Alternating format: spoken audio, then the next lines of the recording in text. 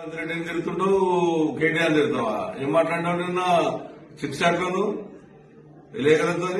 నీ బండారం ఇప్పితే మొత్తం ఈ నుంచి మొత్తం తెలంగాణ నుంచి ఢిల్లీ దాకా ఇప్పితే తట్టుకోలేవు నువ్వు. ఇప్పటికైనా మానుకో, ప్రజాసేవ చేసే ప్రయత్నం చేయి. అంతేగాని ఇష్టం వచ్చినట్టు నువ్వు మాట్లాడితే ఒప్పుకుంటాడో ఉండడు. నువ్వు ఏం చేసుకుంటుంటే 10 ఏళ్ల కింద మరి తెలంగాణ రాకముందు నేను ఆ రోజు పాట పాడిన నల్లగొండ గద్దరుద్దా అని ఆ రోజు అనుకున్నాను నువ్వు నీ చరిత్ర అని. తూర్పాలయంలో తెలంగాణ మొత్తం ఏమైనా చూసుకుంటా. ఏ షాప్ రోజులు లేవు, ఏ బట్ట షాప్ లేవు, ఏ బంగారు షాప్ లేవు. ఇలా మేము కబ్జాదారమ్మా. నేను ఇందిరాగారికి నాకు 4 రోజుల కింద ఫిక్స్ అయింది నాకు ప్రోగ్రాం. నాకు అక్కడ ప్రజలను కాపాడేది నేను. ఆధీనంలో ఉన్నటువంటి ఐటీపీ ఆధీనంలో నుండి నిరుపేదలు బాధపడుతుంటే ఈ వస్తుంటే భయపడ్డారంట. నీ అటువంటి కుక్కలు మస్తు వచ్చిపోయినా నా దగ్గరికి. ఇక్కడ నా కుక్కల ప్రజలు నాకు దేవుళ్ళు.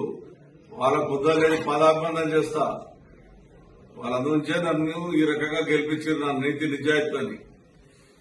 బ్లూ సీట్లు కనబడితే వసూలు చేసేదానికి నీకు అలవాటు ఉంది, ఎవరికి అలవాటు లేదు. నీ మీద నిజంగా ముఖ్యమంత్రి గారు కానీ సెంట్రల్ గవర్నమెంట్ కరెక్ట్ గా సీరియస్ గా తీసుకుంటే నీ సంగతి ఏంటో, నీ మొగోలు సంగతి ఏంటో మొత్తం బయటకు వస్తాయి. ఇష్టం వచ్చాడు మాట్లాడితే భయపడ్డాడు లేడు. 6 గంటలు లేదు కూర్చుంటాను నేను. చూడండి, 6 గంటలు లేదు కూర్చుంటాను ప్రజల కొరకు. నాకు చరిత్ర ఉంది. ఈ వస్తుందంట, భయపడిపోయినామంట. ఈమె తిరిగి ఏం చేసినావు? 307 పోయినావు, రిలీజ్ చేసినావు, అక్కడ ఎమ్మెల్యే చేసావు, ఎల్లారేం చేసినావు? కథం. దాని గురించి మనం మాట్లాడేది లేదు. ఇంకో ఎమ్మెల్యే తిడతావు, ఎమ్మెల్యేలతో ఆలో సడల్ చేసుకుంటావు. నీ మంత్రి పదవి ఎవరు ఇచ్చినావు? మంత్రి పదవి ఎంతమందికి అమ్ముకున్నావు? మంత్రి పదవులు తెలియదా మాకు?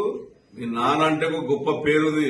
మహాత్మా గాంధీకి ఏ రకంగా పేరుందో కేసీఆర్ అంత మంచి పేరును సర్వనాశనం చేశావు. కేటీ రామారావు హైదరాబాద్ డెవలప్ చేస్తే, కేటీ రామారావు చేసేటువంటి గొప్పతనాన్ని హైదరాబాద్ నాశనం చేస్తే కేటీఆర్ తిడుతున్నాను. హరీష్ రావు అయితే ఎప్పుడు ఎలగొట్టాలి? నీ ప్లాన్ ఏందో తెలుసా? మీకు చెప్తున్నా విలేకరులు, ఈమె ప్లాన్ ఏందో రికార్డు టీవీలలో ఈమె ప్లాన్ కూడా పెద్ద 1 year నుంచి మీకున్నటువంటి హరీష్ రావు పాట ఎలగొట్టాలి. వాళ్ళందరూ ఏదో రకంగా రేవంత్ రెడ్డిని పట్టుకొని లోపల వేపియాలి. అప్పుడు ఇవి నాయకత్వం మర్చుకొని ఇది రాష్ట్రం మొత్తం తిరిగి దోసుకొని తిందామనే ప్రయత్నంలోనే ప్రతి ఒక్కరిని టార్గెట్ చేసుకుంటా పార్టీని సర్వనాశనం చేయని ప్రయత్నం చేస్తుంది. నీ వంటోళ్ళు నీ 100 మంది వస్తున్న ఏం కాదు. నీకు తగిన పాట ప్రజలే బుద్ధి చెప్తారు.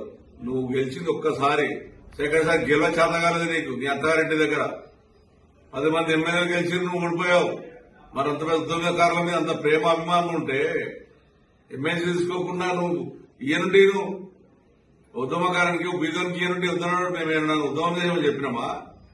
నేను చెప్పాను ఎప్పుడైనా ఉద్యమం చేశాను, నా జీవితంలో ఉద్యమం చేశాను చెప్పానా? నేను ఆ రోజున టీడీపీ పార్టీలో ఉన్నాను. టీడీపీ సిద్ధాంతం కూడా పనిచేశాం. అంతేగాని నీలాగా ఆ అబద్దాలు చెప్పి హైదరాబాద్ ఎమ్మెల్యేలంతా అవినీతి పరులంట. హైదరాబాద్ లేకపోతే తెలంగాణ లేదు. హైదరాబాద్ ప్రజలందరం కాపాడి ఇలా తెలంగాణ రాష్ట్రం బాగుండాలని కోరుకున్న వ్యక్తులు మేమందరం కూడా. ఇష్టం వచ్చినట్టు మాట్లాడుకుంటా, ఇష్టం చేసుకుంటా. నీ వ్యక్తిగతంగా మాట్లాడాలంటే తట్టుకోలేదు తల్లి, గుర్తుంచుకోను.